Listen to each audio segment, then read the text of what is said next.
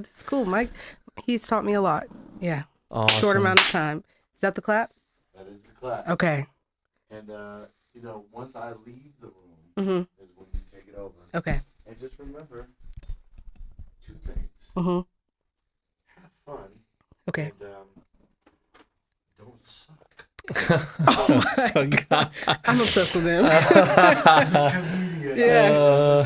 I'm obsessed. That's too good. I'll see you on the night. All Okay. right, sounds Thank good. you. Hey, wait. Let me chill. Hey, wait. Let me handle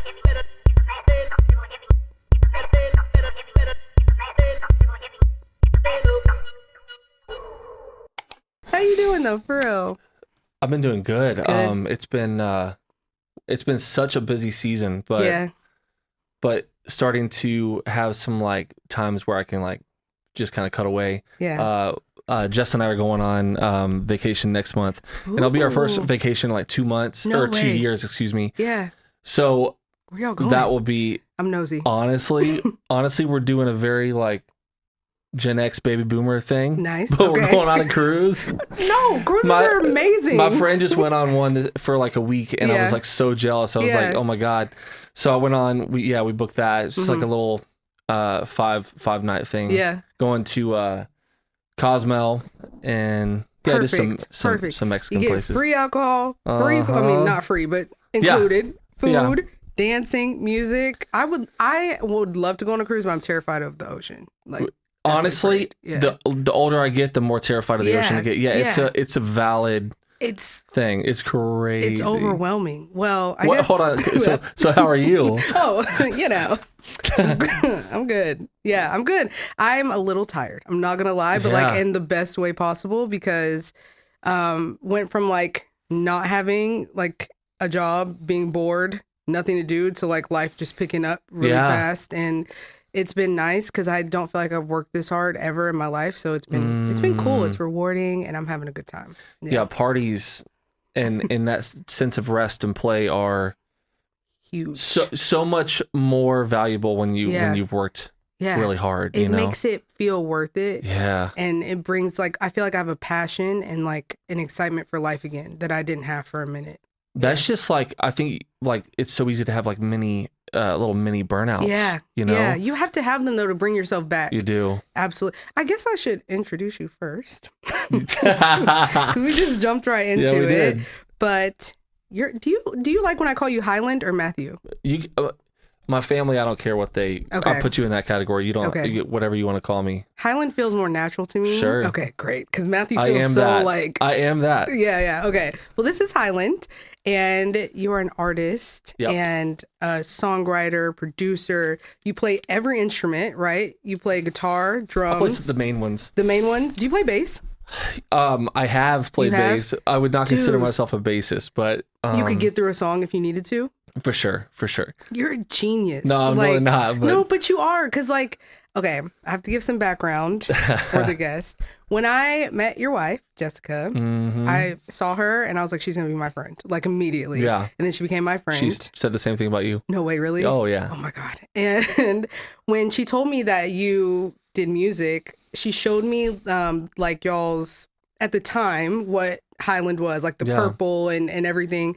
I said, oh man, this is probably like some rock band or like some like heavy metal something. Oh my God. And I immediately went home and I listened to your music and I was like, what in the world? You would never know that you were that incredible. Okay, I'm not saying rock music is not incredible or metal is not incredible, but it was just a shock to my system because I remember I listened to Married to the Game and I cried. Oh. I'm not kidding. I don't know if it was because I was going through a breakup at that time, but and seeing where you were when I met her to where you are now has been like incredible to watch, and I'm proud and excited to kind of be a part of y'all's family in a way. You definitely are. Yeah. Thank you. And I think that time in Dallas was so sweet, and I'm so glad Jess was the one that was like, I had not heard you sing, and she was like, you've got to hear this girl sing. Oh. And then I did, and I was like, then it was just on my radar. I was like, we got to work together in the future. And so I'm so glad that that happened through Jess, and so glad we've stayed friends, and I love where you're going to, and it's pretty incredible to watch as well. So, well, I apologize because I'm not an easy person to work with. Like, why is that? Why you say that? I just feel like when you were like, hey, like I want you to, do background vocals on the album or whatever, I take forever. No, like I am slow. I can always tell somebody's like inner pace, because like that's my pace too. That's honestly why it's hard to rest sometimes, is because you're like, did I work hard enough for me to feel like I can? Yeah. But anyway, so I can tell that you have like that inner thing as well. That's it, because you did not take a lot of time to do it. You don't think so? No, and actually once you like had the session and did it, it was so quick. Really? Well, because I felt like you turned it around. I was like, took like a week and a half, I feel like, just to do background vocals. Yeah. Send them to you. 2 days later, you're like, here it is. And I was like, whoa. I have never moved that fast in my entire life. Well, here's what happened during that time. I was finishing up the record, and I just had all these like deadlines personally. Okay. So it was kind of always like, oh my gosh, I got to actually finish this tonight. Yeah. So I was in that kind of rhythm where once I got them back from you, it was like, keep it going. Yeah. I want to ask you about that, because how do you stay on deadlines? Like that is one of the, I don't know if it's an ADHD thing. I don't know. Thank God for Vyvanse, because if I didn't have it, I would be a mess. But I find that like deadlines don't exist. Like I can set them, but I literally have to set 20 alarms throughout the day to like make myself go. So how do you stay on track with doing that? That's a great question. Yeah. I know I hate feeling really backed up and overwhelmed. And so I will create like kind of bite-sized amounts of things that I can actually like, I know that I can get done. Okay. I think that if I was to put like just something really big on the deadline and not work backwards from it, that's been my thing. Is like I have to work backwards. Like I have to know the big goal, kind of set that one, and then go like, here's my 30 steps and how I'll get there. So I'll know, say my deadline is December 1st. Yeah. I'll know mid-October, like, am I on track? Am I not? I have to cut it up like that. So your big picture, you see is it the trees for the forest or the forest for the trees? I've always been confused by that one too, but I know what you mean. Yes. You know what I mean? Yes. Yeah. I'm like a tree. Don't see the forest. Don't know where it is. But since you're talking about working backwards, okay, let me set it up like this. Your new album has been incredible. I listened to, can I tell you my favorite songs? Yes, please. Okay, TQ. Okay, yep. I think you probably got 12 plays in one day, like 2 weeks ago from me, because I play it all the time. Thank you. Hypnotize. Yeah. Definitely 10 out of 10. The one with Jess, Daylight. Yeah, Till Daylight. Till Daylight. Yeah. Amazing. The whole album is incredible, but those are like my, like, the one, you have those songs that you go back to. So from the EP, the first one, and to transitioning to this album, how do you feel? What's your life been like? How did that happen? I want all the details. Yeah. I write a lot of songs, but I don't end up putting out. Yeah. I definitely my millennialness makes me to where it's like, super quality over quantity. Absolutely. Right? Yeah. I've actually had to learn how to not be okay with like a less polished product, but be a person that just has to go off like my first instincts. Like we're just going with that. Yeah. And no, it's going to be like, it's going to be imperfect. Yeah. It's going to have, places where I'm like, oh, I don't know about that. But you just can't, I realize you can't make content like that anymore. Doesn't work because you got to be. You just have to go. Yeah, fast. And I do think what I like about it, it's got its challenges, but what I like about it is it really makes you rely on your creativity, your first instinct. Yeah. Which I tend to underplay a lot. I think, if anything, I think too much through. So it's the paralysis of analysis kind of thing, as Quincy Jones says. But but all that to say, these songs are ones I lived with for a while. I was still in that place of like, if I'm going to put it on record, I really want to make sure I believe in it and that it has the time it takes to get it right. Yeah. And all those songs had that. But yeah, I think coming out of my first EP, I just went, okay, obviously I'm in this big soul pop kind of like arena. A little R&B. a little R&B in there. Soul There's like pop, so much. There's some little tiny elements in different places. How do I make something that really feels like my heart beat, my soul, like what do I want to say that I know that will be timeless? Like I'll be proud of this in like 20 years, hopefully. I think you should be. I wanted to make a record like that, with that in mind. I think even because it released earlier this year, and you can tell the intention behind like each song, like where it's placed from beginning to end. Yeah. Like I don't get tired of listening to it from beginning to end. And in fact, I restart it, and my friends are like, dude, like, why are you still playing this? But it's that good. Because it's rare. I feel like, not in a way of like, oh my God, like everybody sucks, but to have an album that you play like that. Like when I used to buy CDs and you like run an album to the ground. Totally. I felt like that with yours. And I just wanted to know like the intention behind it. But I do want to back up a little bit more. Yeah. I got so many questions. Okay. Let's start with I know Chris Brown is like someone that you really enjoy and like all these people, but like where did you get your love of music from and the people you listen to? Honestly, I remember just being a really young kid. I went to my first concert when I was 5. And that's when I got like a live kind of picture of it. Mm-hmm. And that's when I remember that was like such a turning point. I went home. I only played drums at that time. I was just a kid playing drums. So it made me just practice harder. And even from like just as a young kid, it was like all I wanted to do. My mom and dad didn't push me into it. They just really kind of said, hey, we're going to do our best to kind of like steer it, But that I remember as a kid listening to like Whitney Houston and Mariah Carey and Celine Dion and some of these arena pop kind of voices, huge soul voices, huge voices.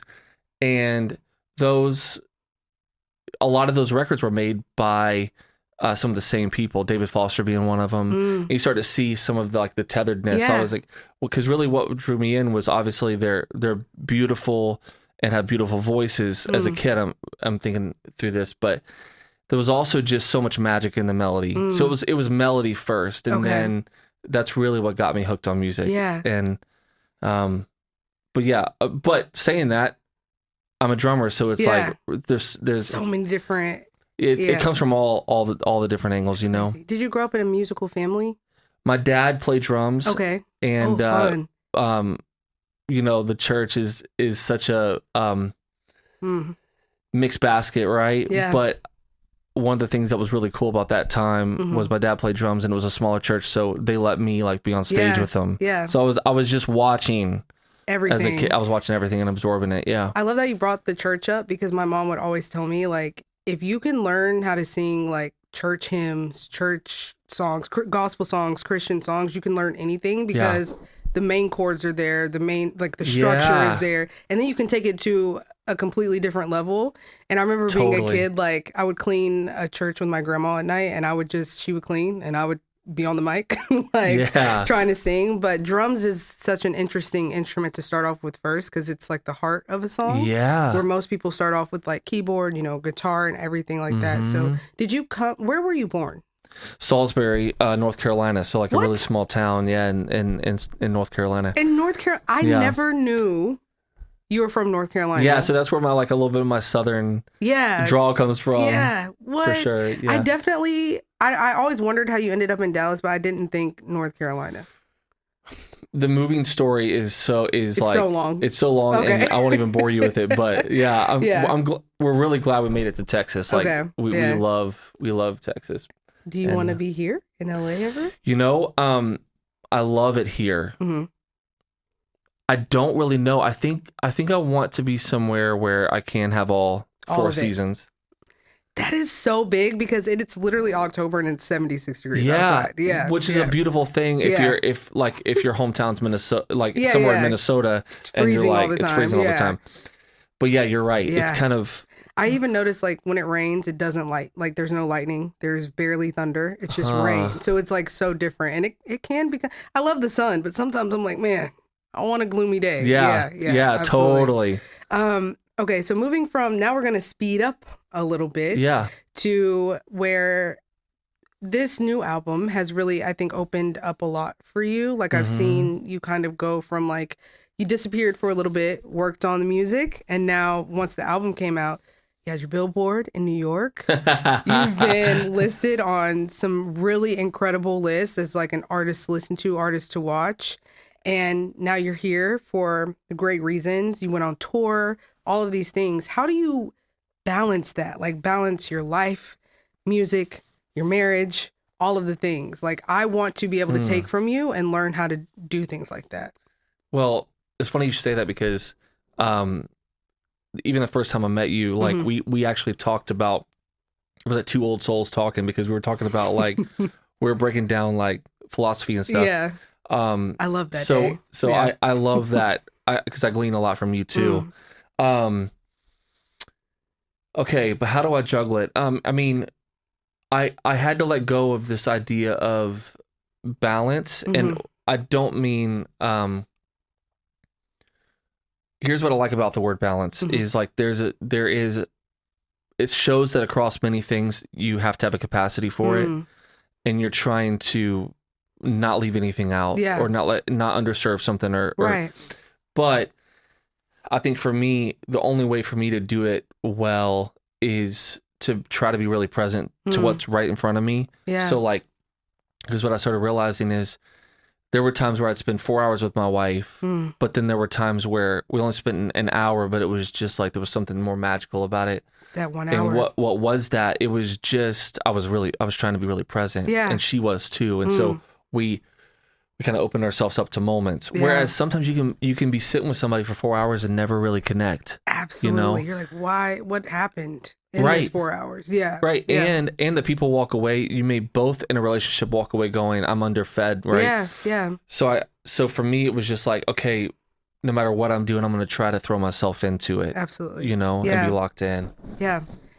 And to have her support, I know is like super helpful, but I just think about you, like you work so hard, like, and so much. And I find, especially not being married, not having anybody to call, a little lonely. But I got Max. I love Max. I have Max, but my God, I love Max so much. You can have him. He's at the house. My God. But I find that like one of the, and we talked about this on the episode I just put out, but the hardest thing that I've seen as like growing up is balancing my life. But I think balance is like such a, I don't want to say it's a false idea, because how do you actually balance the things that you care about and you're passionate about and the things that you have to take care of and the things you have to do? I just really feel like it's like you have to give and take and find the space. So what you said about that is really great. And there's just seasons where you have to give yourself a little more grace than others. Yeah. Like there are certainly times where you need to get in the mirror and be like, you know, I got to pull it together and I gotta do this thing. But there's other times where you just know this is the time to pull back and recharge, because we don't, of course that gets talked about a lot, but just in terms of like viewing it in people's practice in their life, it's a different thing. It's difficult. I really want to talk about fear and of putting yourself out there, because music is so vulnerable and it's scary and it's intimidating and it's so many people, so many areas, like it's just like so many ideas, so many places you can go into. But how did you find the confidence and the trust in yourself to put yourself out there in this space? I think it was just, for lack of better terms, just like doing it. And I think what I realized along the way is when you can put out something that you know that there's flaws in it, you see like the imperfections, but then it does connect with somebody. I start to feel more like I don't want to be selfish and keep it in. So there's always that yin and yang inside of like, I'm really nervous to put it out, but I also have a real fear of trying, like if I feel that I have magic, holding on to it, right? Because I'm kind of more scared of not stewarding what I feel like I have. My mom always says it's like taking a big shit. Like, sorry, but she always says like if you hold it in, you're gonna be constipated, and you're literally gonna feel like that's where depression comes from. Because like there's that saying that like depression is a lack of expression. But wow, I think fear is a big thing of just like, dude, you need some prune juice and just like get it out. You gotta go do it. Yeah. Yeah. What would you say? Well, I don't know if I'm the right person, because as far as music goes, that's been my biggest obstacle. It's like getting over that fear. And not even like fear. Well, for one, I have so many interests in life that I can't stick to one. Yeah. And so that's a real thing. Yeah. It's like overwhelming. And I think people find me to be difficult to manage, or I mean, I've been told this, but like, I love music. It's a passion for me. I've done it since I was a kid. I've been around it my whole life. Yeah. But I have moments where I'm like so into it. And then I have moments where I'm like, ooh, this little thing is like calling me. And like, how do I get back to it? And it's also so intense that I try to ignore it because I don't like the way that it makes me feel. Like, it's almost like, I'll allude it to, I'm trying to quit vaping. Like, I can't stop, but I love the way it makes me feel. And like with music, I know I'll never be able to stop, but it makes me feel too deep sometimes. And I try to keep things surface. So I think the fear for me has been letting go of a easy life, letting go of a life that doesn't require too much from me. Interesting. And, I don't know how to explain it. So I take all my other hobbies and all my other ideas that come a little more naturally and focus on that, as opposed to the thing that requires more from me. And it's been laziness as well. Like, I have to be honest with myself. Like, fear is also being a little lazy for me, and also being, I don't really care about what people have to say, because if I did, I wouldn't be doing this podcast. Right. I care more about myself, like facing myself. Yeah.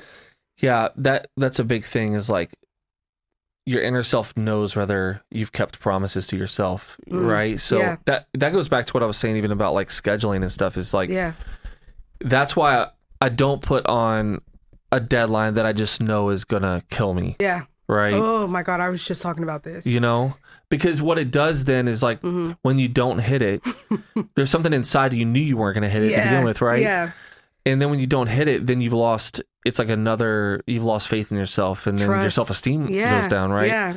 That's a prime example of like saying, I think, I don't know if people out there like me, but like saying yes to too many things and thinking like, oh, I can do this, I can do that. And like at the end of the day, I'm like, why do you feel exhausted? Why do you feel overwhelmed? Because I'm the problem. Like, it's nobody else. I think even doing this podcast has taught me how to say no a little bit. Yeah. And I also, for you guys coming on, like, I want y'all to feel comfortable and have trust in that I know what I'm doing, but I'm telling you, I don't know. Sometimes. Well, and the beautiful thing is that nobody knows what they're doing, really. And, but you do everything that you do with excellence. I've seen that. Thank you. So you never have to worry about that. I appreciate it. Yeah, for sure. So I have so many things, but tour, what was that like for you? How did you feel about it? How do you feel about the direction you're heading, and how long do you plan on performing this album? I'm kind of doing like a last push of the album. It came out, last October, so like a year ago. But, I feel like there's like two lives. I'm sorry, that was October? Yeah, but it is crazy because it feels like yesterday. I know. Yeah. It doesn't feel like.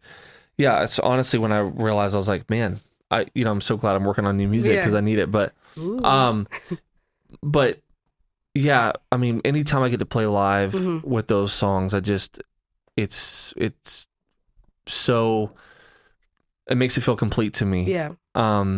Because when I'm writing songs, that's what I'm envisioning. I'm envisioning them live. Yeah. And I think it goes back to, that was my first thing that you saw. That captured me in music. But so I'll continue to play some live. I'm playing in a couple places in Texas here at the end of the year.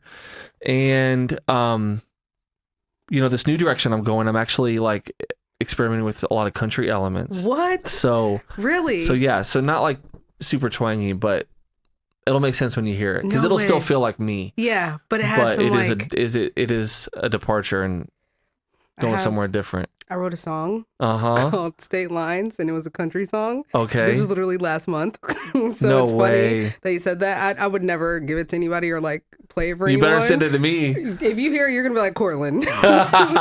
But I was with someone and they're like, you sound like you talk kind of country. And I was like, no, I don't. Like, no. And they're like, no, you do. And so I like wrote it and I was like, this is the worst country song ever. But I could see that for you because do you ever find people, okay, so people I've played you for, Yeah. have said that you sound like a Justin Timberlake or like oh my gosh, they hear the Chris Brown in there, but definitely like a Justin Timberlake, like a who is that guy from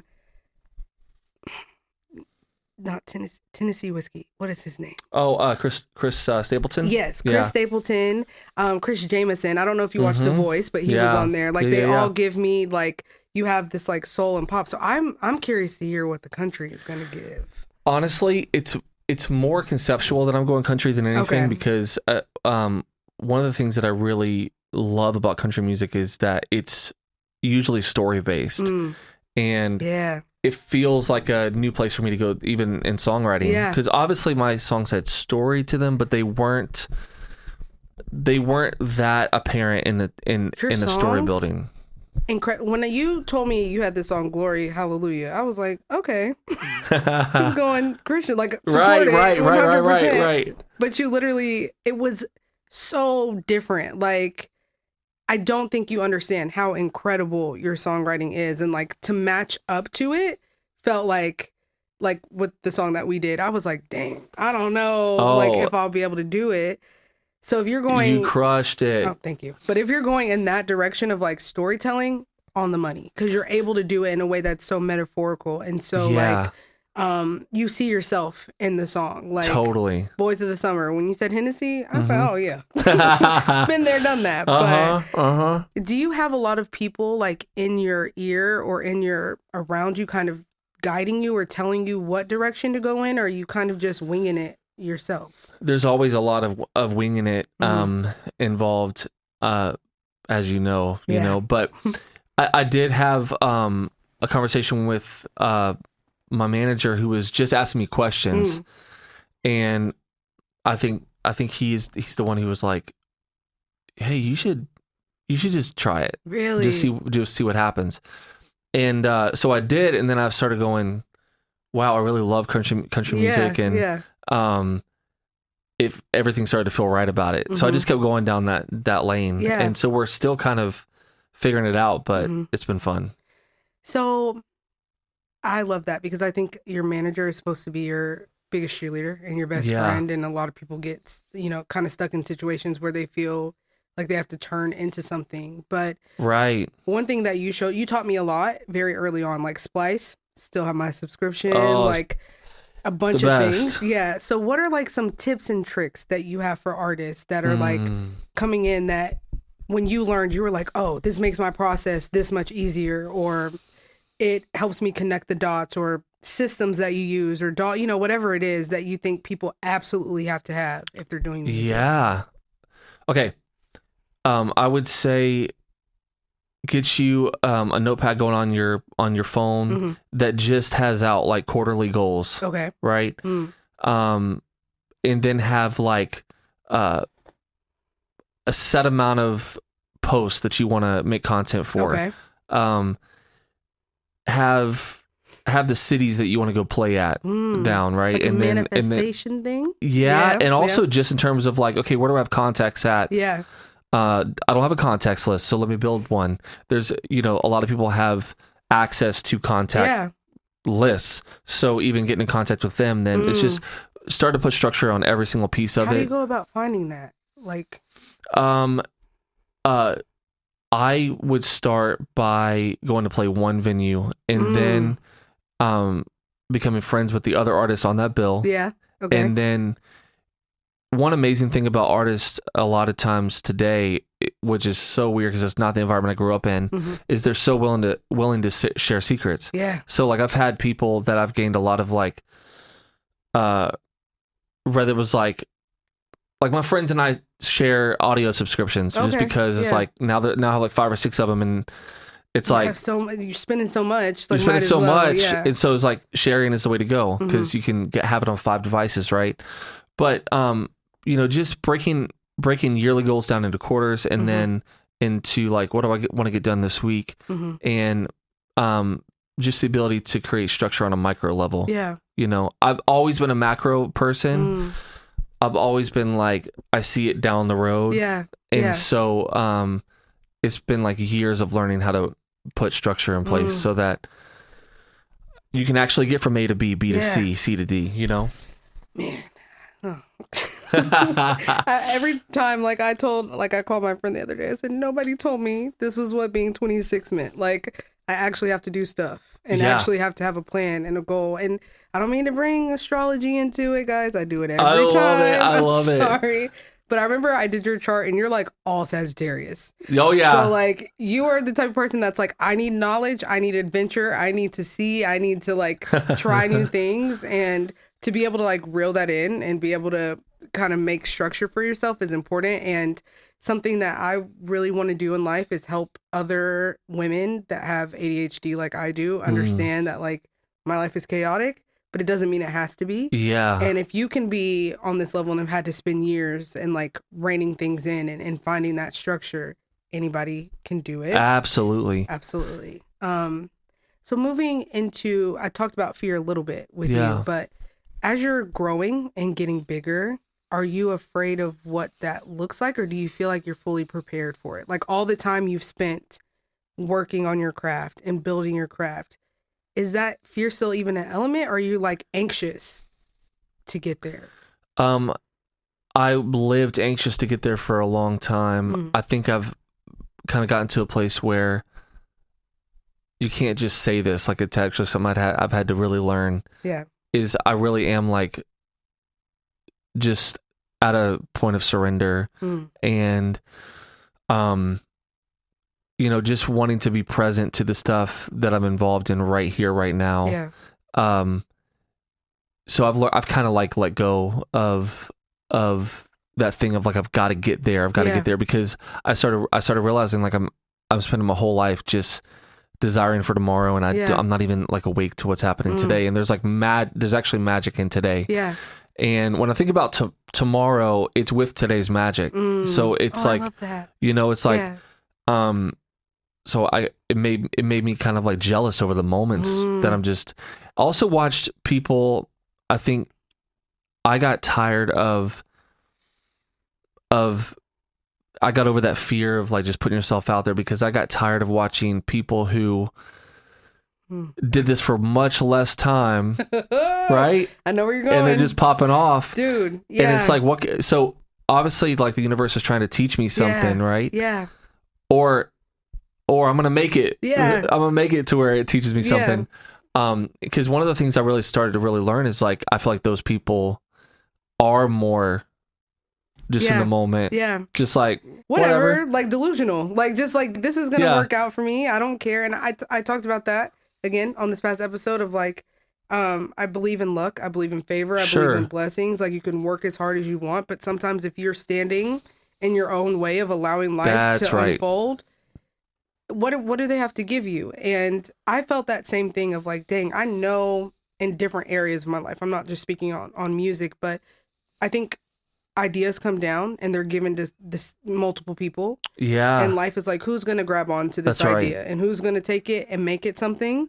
And then when you see somebody else, you're like, dude, I just thought of that. Or that's right. You didn't even spend that much time on it that I did. And it's like, it there's a bit of anger in it, but you also understand like, okay, I've got to move faster. I've got to be more intentional. I've got to be more focused and in purpose. But there are a lot of distractions out here and a lot of much things to get caught up in, which leads me to my next question. Yeah. How do you stay away from that? Because the music industry is like a little, like, there's a lot going on. So you can get caught up in it, or you can't. So easily. Yeah. So easily. And I would even say for most people that are really going after it, like it's pretty traumatic. Yeah. Like there's actually a lot of like little mini traumas in there, because it's like yeah, you know, we don't have to go into all that, but it's just like, you know, getting up and then getting down, and then like that, just that shock to your body. But yeah, I mean, I've wanted to get to a place. What was your question again? It's okay. Yeah, sorry, that's just my like ADHD. not getting distracted, but it kind of. Oh yeah. Yeah, like, do you mind if I include that in another question? Please. Something I spoke about on TikTok recently was that there's room for everybody, and everybody has, you know, the ability to try. But in getting distracted, how do you also not? How long do you chase after your dream until you're finally like, okay, it's not going to happen for me? Like, do you feel? Have you ever felt like, okay, if it's not happening in a year or 2 years, I've got to let it go, or is this a lifelong journey for you? It's a lifelong journey for me, but I have put my own times on it just so that it makes me more deliberate with what I'm doing at the, you know, it's crazy if you have a goal in December, what it'll change what you're doing in January or February, you know? So there's definitely that, but I should have given up by now, but I just can't. It's just like something in me, that it's so far beyond like fame. It's really like, I know that I'm supposed to be of service of this kind and make an impact here in some way. And now I'm just on this journey until I get there. But I do bring it here a lot too, to make me, like I said, be really deliberate and realistic about everything. Yeah. But my wife, honestly, like, she's another person that just like, if I got to a point where of giving up, she'd be like, you need to remember who you are. And she would call me back.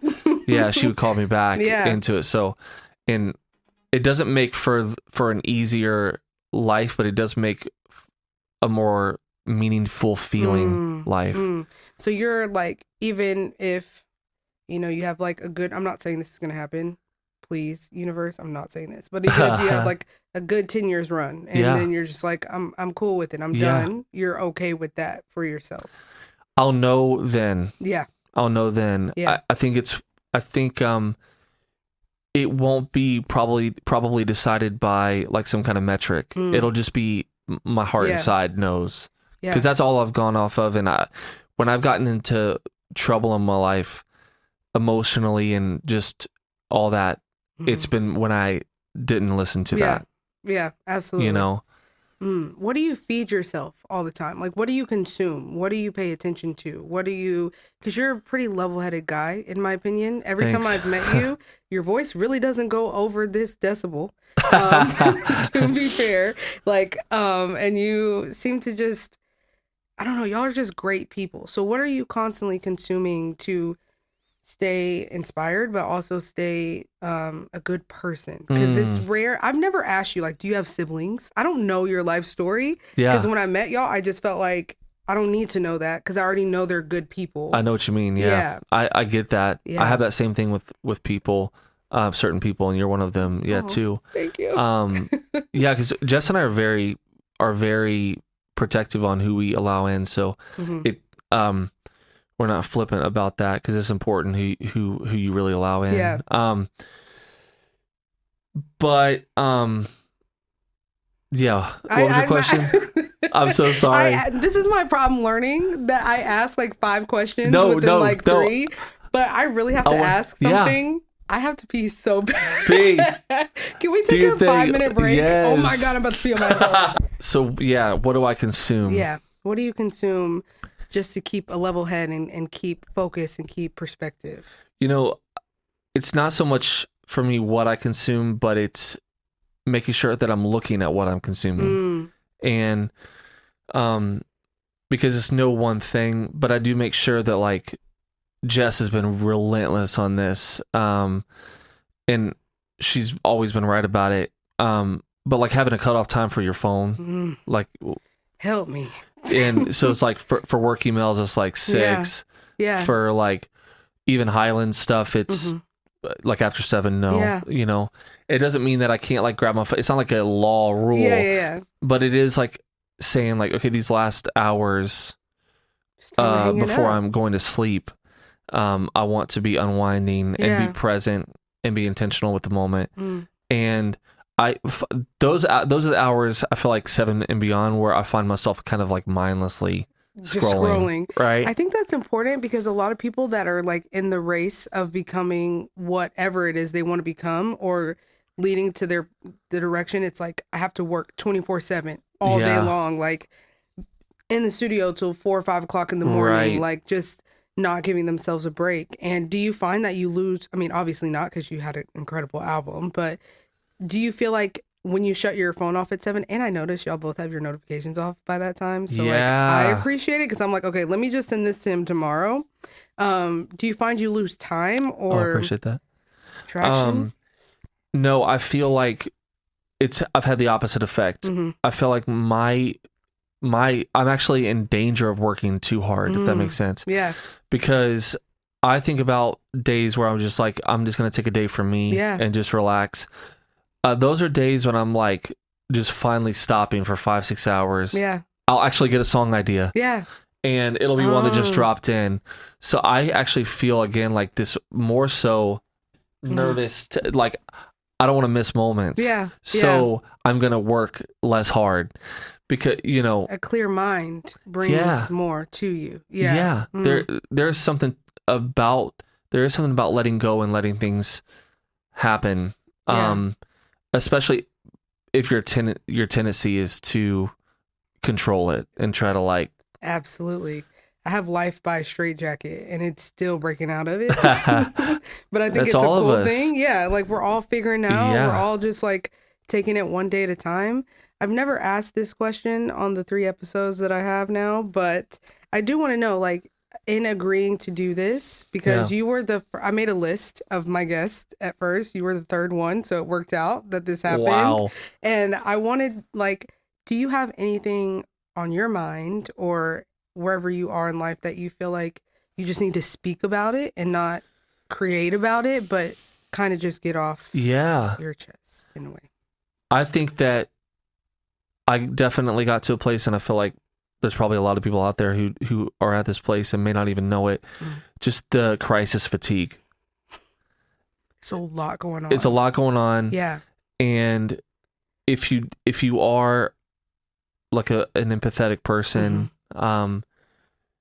believe it or not, you have to have boundaries on that stuff. Like it sounds like, but the world's falling apart and I need to help. There's that thing, but the reality is that you can only help as much healthy as you are. Yeah. So I got to a place where I was just like, why is it that this is really terrible and that I feel apathetic?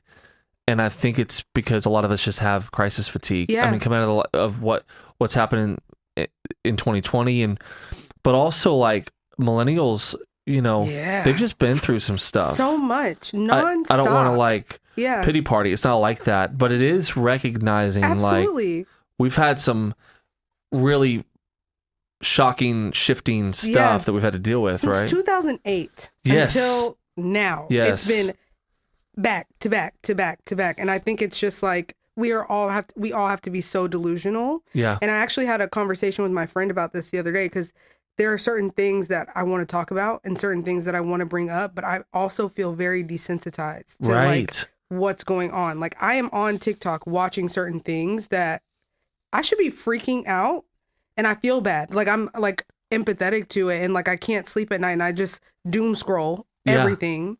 But at the same time, it's like, how do I show up to work? Right. Like, why are you asking me about an email when like all of this is going on in life? Like, how do I feel guilty for having fun with my friends when like all of this is going on? And I think you saying like taking a step back is a privilege for sure, but we are all like, that's why I'm so adamant on laying low, taking care of yourself, enjoying life, like doing whatever we can, because we have gone through almost 4 years now of just trauma, like back to back to legit. Back to back. Yeah. What do you do to do that? Like, how do you lay low? What's your vibe outside of working on music? Yeah, it's definitely, I love watching movies. Movies? Have you ever thought about acting? Yeah, I'm just terrible at it. No, you're not. I really am. You're really good at it. I promise. I should try it. I'll try it. I'll try it again. It's been a long time. Yeah. But yeah, movies are definitely an escape for me. because I really only I think a lot about the music and and that musically for me is an escape because pop is so like just like formatted to 3 minutes. It's got the chorus and 30 you know, all this stuff to where music like score stuff on films is like just feels like a magical escape for me. But I can see that for you. But honestly, like I fall in love with sleeping again. Sleeping. I love sleeping. And getting, honestly, for me, I feel like the magic number for me is like 8 hours. If I can get hours, I'm like really good. Why is that like a lot? That's like a lot. Yeah.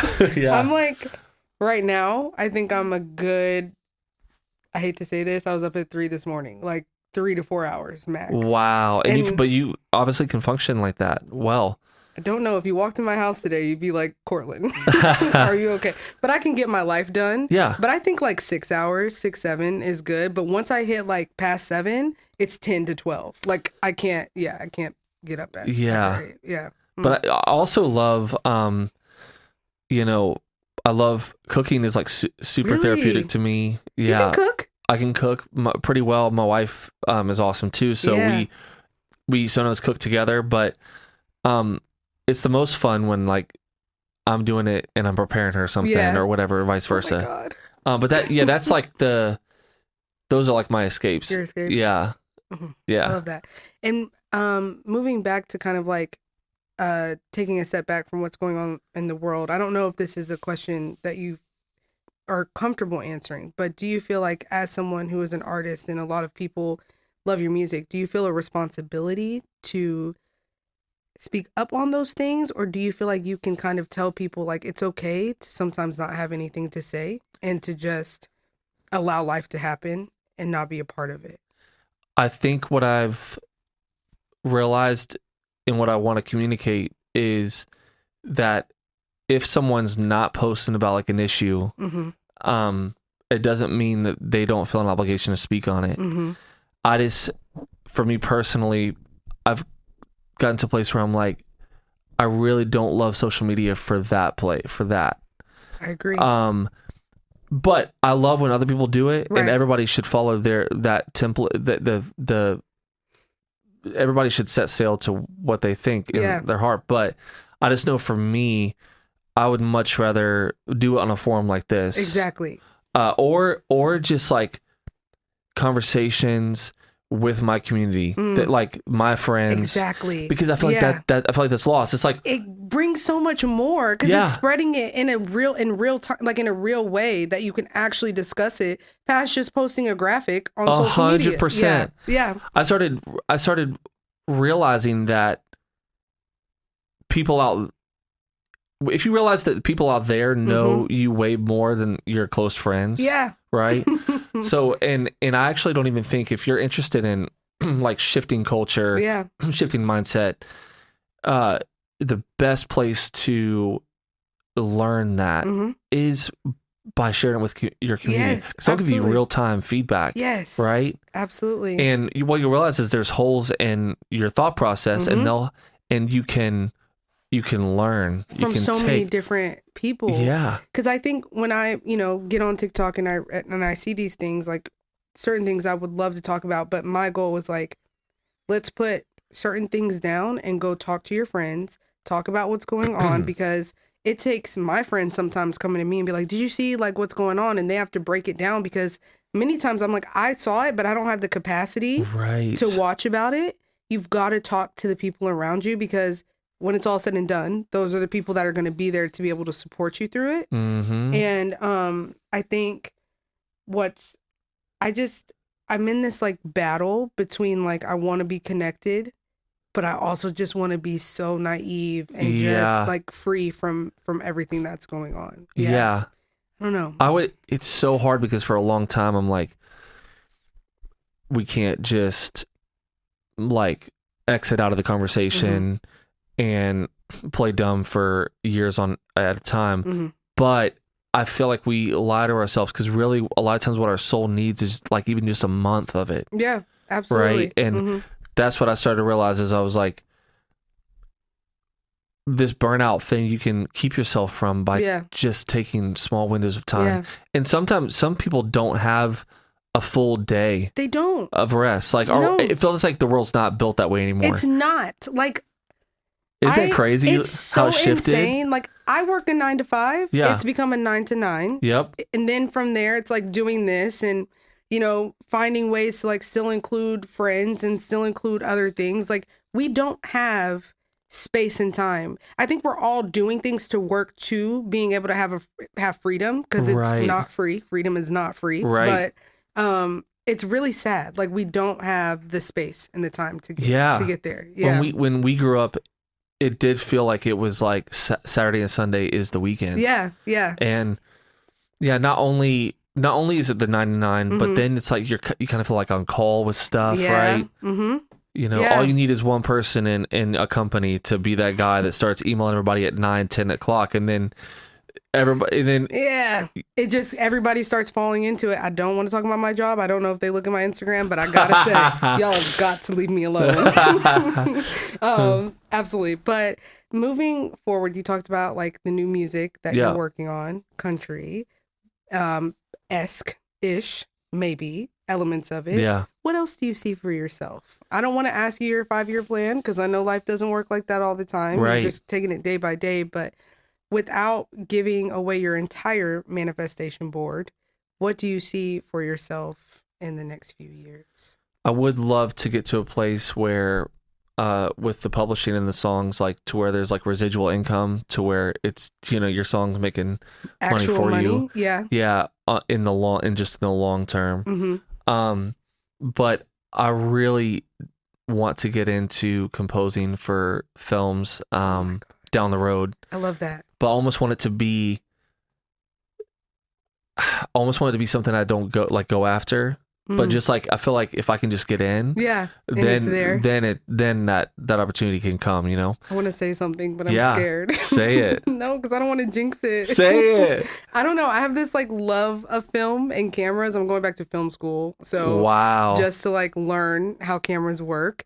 And you know what would be really cool? I'm really into like documentaries, especially about people of color doing like things that are out of the ordinary, like surfers, skaters, like just making great documentaries. And I know it's not a film in that way, but like, imagine you composing for one of my documentaries. I would love to. I would love to. Yeah. I'm really passionate about that. I think part of why it's an escape too is that you don't have to worry about lyrics. All you have to worry about is what the melodies are saying, the textures are saying. Yeah. And really, like, how do we say what the movie's saying? Absolutely. Or the film, you know? Speak for it in a way. Yeah, for sure. Well, my last question, I really have two, but we're running out of time. It's my fault. But no. Speaking on residuals, one of a really big obstacle in the music industry, and I don't think a lot of people recognize, is making money. Sometimes you spend more money than you make before you get to that point. What do you think artists can do to support that goal of yours to be able to, you know, receive residuals in a few years? Make sure that you can pitch your songs to, say you have 50 and you're like, all right, only 10 made the record. Be sharing those songs with other songwriters. You know, all it takes is like, I've really realized in this season, like you really are 1 to 2 people away from anybody. Like, it really is true. It's right there. So just having a spider web of where your songs are at and where they're going, where they're out there. But then don't be afraid to like do like side hustles. Like I still like work on the weekends, like at a church. Nice. So having things that can bring you income on the side, and that can fuel your career is huge. You have to have that. Do you feel like the industry itself can make changes to help people make money from this? A lot of rules need to change. I mean, the pay structure of streaming has to change. It's not like, it's never going to go back to the way it was. So people should stop being nostalgic about it, even though like I'm nostalgic about it every day. The reality is that we need just a new way to think about how we're going to make money off of streaming, or just your brand in general. Like the music industry is going to I feel like there's a lot of shifts that are going to happen over the next 5 years that have needed to happen. Yeah. So, I mean, obviously by the law, we can't do a writer strike. We can't do an actor strike, but I think you guys can kind of show up in different spaces and somebody come up with a plan and everybody follow along with it and say, hey, we're not going to receive 0.0001% of whatever stream we have. That's not acceptable any longer. Right. And everybody like band together. I don't know who that's going to be. Come up with the idea. I'll support you guys and make sure to do that for sure. Honestly, I feel like if a couple of like the people at the very top tier did it would definitely start a conversation. Perfect. Yeah.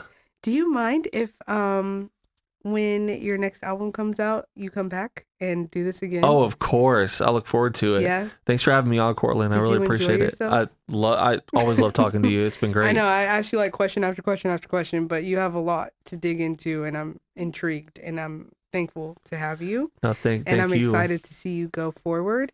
And your album is called, is it Akabani? Akabini. Yeah. Akabini. Yeah. Incredible. I'm looking Thank at the you. camera. Y'all have got to go listen to it. I'm telling you, I'm going to put a little snippet in here. And check it out. Check out HYLYND on Instagram at HYL. Wait. Yeah, HYLY. I had to do that. Like, I'm like, where is it? HYLYND. Yeah, that's right. On Instagram, on TikTok. And I'm so excited to see where you go. And I'm glad to be a part of your life. Same back at you, sis. For real. You. Bye. Bye.